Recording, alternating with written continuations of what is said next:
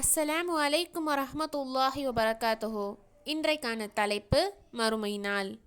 மறுமை நாள் என்பது வானம், பூமி, சூரியன், விண்கோள், பூமியில் வாழும் மனிதர்கள், உயிரினங்கள், தாவரங்கள் உட்பட அனைத்தும் ஒரு நாள் அளிக்கப்படும். அந்நாளில் இறைவன் மட்டுமே நிலைத்திருப்பான். மறுமை நாள் என்பது யுகமுடிவு நாள், இறுதி நாள், சூர் ஊதப்படும் நாள் போன்ற பல்வேறு சொற்களால் இந்த நாள் குறிப்பிடப்படுகிறது.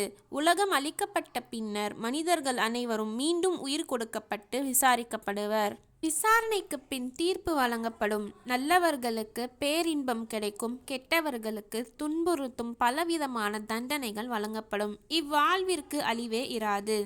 மறுமை, மறு உலகம், அவ்வுலகம், தீர்ப்பு நாள், ஒன்று திரட்டப்படும் நாள், யாரும் யாருக்கும் உதவ முடியாத நாள், திரும்ப செல்லும் நாள், கூலி வழங்கப்படும் நாள், விசாரிக்கப்படும் நாள், பயன் தரும் நாள், உயிர்ப்பிக்கப்படும் நாள், இறைவனை சிந்திக்கும் நாள், கை சேதப்படும் நாள், இறைவன் முன்னால் நிற்கும் நாள், தப்பிக்க இயலாத நாள், எழுப்பப்படும் நாள் என்னும் பல பெயர்களால் இந்த நாள் குறிப்பிடப்படுகிறது.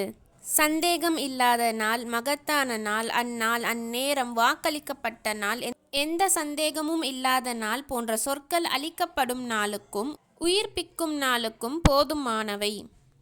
அளிக்கப்படும் நாள், மீண்டும் உயிர்ப்பிக்கும் நாள் ஆகிய இரு நாட்களும் எப்பொழுது ஏற்படும் என்பதை நபிகள் நாயகம் ஸல்லல்லாஹு அலைஹி வஸல்லம் அவர்கள் உள்ளிட்ட எந்த மனிதரும், ஏன் வானவர்கள் கூட அறிய மாட்டார்கள். அந்நாள் எப்போது வரும் என்பது அல்லாஹ்வுக்கு மட்டுமே தெரிந்த ரகசியம் என்று திருக்குரானில் அத்தியாயம் 7 வசனம் 187 இடம்பெற்றுள்ளது. மேலும் அல்லாஹ் திருக்குரான் அத்தியாயம் 20 வசனம் 15 கூறுகிறான், உலகம் அழியும் நேரம் வரக்கூடியதே, ஒவ்வொருவருக்கும் அவர் செய்த செயலுக்கான கூலி வழங்கப்படுவதற்காக அதை மறைத்து வைக்க விரும்புகின்றேன் என்று அல்லாஹ் கூறியுள்ளான். மேலும் அத்தியாயம் 33 வசனம் 64, அத்தியாயம் 79 வசனம் 42 ஆகிய வசனங்கள் கூறுகின்றனர், இவ்வுலகில் மனிதன் நல்லவனாக வாழ இத்தகைய ஒரு நாளை நம்புவதும் பெரிதும் உதவும் என்பது கவனத்தில் கொள்ள வேண்டியதாகும். அல்ஹம்துலில்லாஹி ரப்பில் ஆலமீன். அஸ்ஸலாமு அலைக்கும் வரஹ்மத்துல்லாஹி வபரகாத்துஹு.